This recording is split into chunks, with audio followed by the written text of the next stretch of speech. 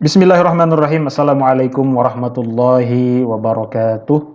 Alhamdulillah, wassalatu wassalamu ala rasulillah Sayyidina Muhammad ibn Abdullah wa ala alihi wa sahbihi wa mawalah. La hawla wa la quwwata illa billah, amma ba'd. Jumpa lagi di channel Muksid Haitami.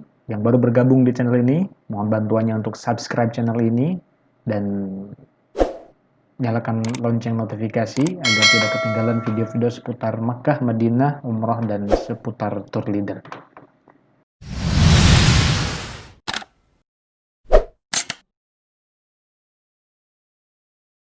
Namun sebelum lanjut, mohon untuk subscribe, kemudian nyalakan lonceng notifikasinya agar teman-temanlah yang pertama kali mendapatkan update video seputar Makkah, Madinah, dan juga seputar haji.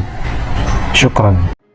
Kita dapat melihat di sini bagaimana situasi terkini di Masjidil Haram, terutama di dekat Ka'bah. Ada sekitar 4 diameter yang tengah melakukan tawaf. Sepertinya di sana, di Makkah, terutama di sekitar Masjidil Haram, cuacanya dalam keadaan panas dan kita bisa melihat bagaimana para jamaah sedang melakukan tawaf di sekitar Ka'bah.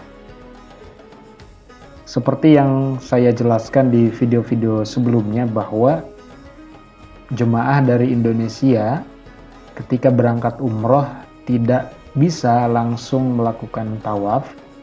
Akan tetapi sesampainya di Mekah, kemudian masuk ke hotel, lalu di sana para jemaah dari Indonesia akan melakukan atau akan dikarantina di kamar hotel selama 3 hari. Nah, setelah itu baru kemudian di swab ulang. Ketika ada jemaah yang reaktif atau bahkan positif, nah itu akan dipisahkan oleh bagian Kementerian Kesehatan. Lalu jika jemaah hasilnya negatif, maka mereka akan bisa melaksanakan ibadah umroh dan melakukan ibadah lainnya di Masjidil Haram. Baik Bapak Ibu sekalian, para perindu Baitullah yang dimuliakan Allah Subhanahu wa Ta'ala. Pada video kali ini saya ingin bercerita tentang pengalaman saya membawa jemaah yang kebetulan mengalami kejadian yang menurut saya cukup aneh. Kenapa saya katakan aneh? Ya, karena kejadian tersebut memang di luar logika, ya. Jadi kejadiannya adalah ketika sholat di Masjidil Haram, sholat berjamaah ya di sekitar sini ya, sekitar dekat dengan Ka'bah.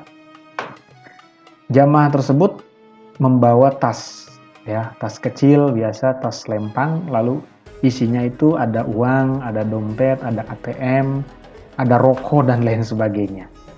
Nah, ketika sujud, jadi tasnya ini ditaruh di depan, ya, persis di depan jamaah tersebut, ya. Saya tidak bilang nama jamaah tersebut, adalah salah satu jamaah. Ketika menaruh tas di depan tersebut, ya, maka tiba-tiba tasnya ketika mau sujud, tasnya masih ada, ya, tas masih ada. Lalu ketika sujud ya, lalu bangun dari sujud, tasnya hilang, ya, hilang. Kalau misalnya ya, ini misalnya ada yang ngambil gitu ya, ada yang ngambil, itu orang di samping kanan kiri semua sholat, ya, depan belakang semua sholat. Dan ketika misalnya jamaah lain misalnya ingin mengambil tas tersebut, posisinya tas itu berada di bawah perut ketika sujud. Pasti ada sesuatu yang terasa, ya, tangan misalnya ngambil tas itu pasti kerasa gitu ya. Nah, maksud saya bercerita seperti ini adalah ingin berbagi sebenarnya kepada para jamaah sekalian bahwa memang di tanah suci itu banyak sekali kejadian-kejadian yang di luar logika kita, ya. Karena di sana memang sebagian orang bahkan menyebutkan bahwa di tanah suci itu ada pembuktian-pembuktian dari kelakuan-kelakuan yang kita lakukan di tanah air, gitu ya. Sehingga maka banyak orang yang takut sekali untuk melaksanakan ibadah umroh dan haji, sehingga menjadi alasan gitu.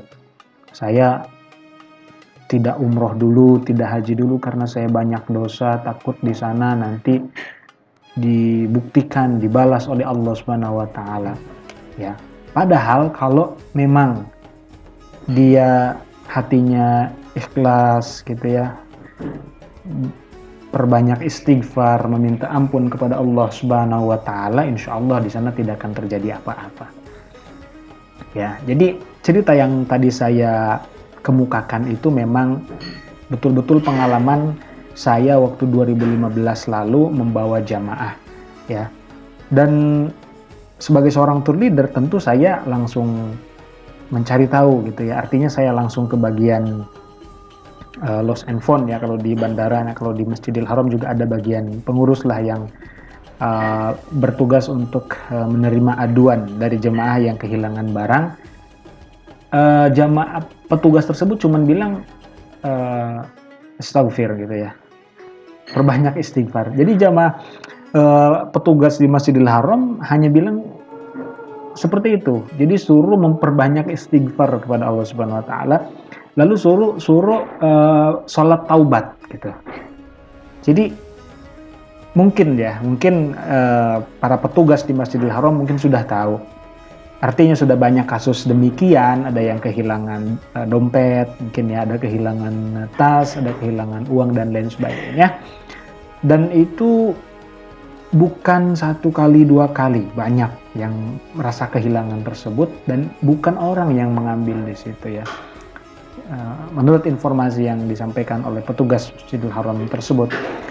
Jadi kalau kata salah satu kiai yang kebetulan adalah rekanan saya di umroh dulu, memang ketika kita melihat sesuatu yang kurang mengenakan di Masjidil Haram, maka kita harus mengatakan bahwa sesungguhnya kehidupan di tanah suci itu adalah kehidupan akhirat. Jadi segala sesuatu yang kita lihat ya, baik buruk di Masjidil Haram atau di tanah suci lah ya, itu adalah kehidupan akhirat begitu. Makanya di sana kita harus memperbanyak istighfar, meminta ampun kepada Allah Subhanahu wa taala ya. Dan kalau kita melihat sesuatu yang kurang baik di sana, maka kita berkata labbaik innal aish aishul akhirah. Aku penuhi panggilanmu ya Allah, sesungguhnya kehidupan di tanah suci, di Mekah dan di Madinah ya, itu adalah kehidupan akhirat. Mudah-mudahan cerita singkat ini bermanfaat dan menjadi ibrah bagi kita semua, bahwa memang ketika kita ingin melaksanakan ibadah umroh, kita harus memiliki niat yang lurus, yang bersih, yang ikhlas semata-mata karena Allah Subhanahu wa taala. Dan harta yang kita gunakan untuk melaksanakan ibadah umroh dan haji itu adalah harta yang betul-betul halal yang didapat dari tangan kita sendiri. Semoga bermanfaat. Sampai jumpa di video selanjutnya. Wassalamualaikum warahmatullahi wabarakatuh.